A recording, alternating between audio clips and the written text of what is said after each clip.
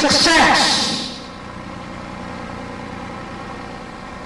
if success for you is about accomplishment, wealth, fame, accomplishment or achievement, external matters, external abundancy, money, power, numerical, storing up wealth or happiness, or something about purchasing power,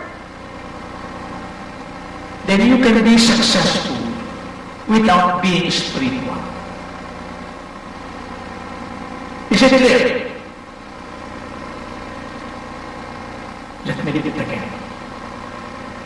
If your definition of success is about wealth, fame, power, honor, self-promotion, about self, about external matters, external abundance, powers, numerical, people admirations, happiness,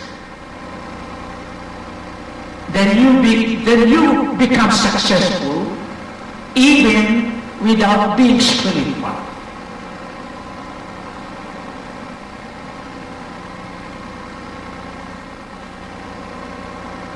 Di ba?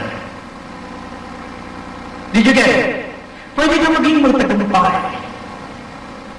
Magkaroon ng kayamanan, lakas at pangyarihan, mga material, kahit hindi ka namumuhay ng matuwid o spiritual.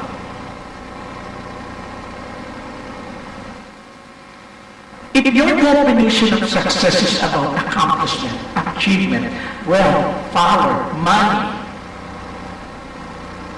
or material things, you can be successful without living straight line, without living under the will of God. But that is not the real success, because success is something that connected, that your soul and spirit will be in heaven in the same. Spirit are contrary to material things. Because spirituality is opposed to material things. That is not a real success. Let's just like the thunder. One more time.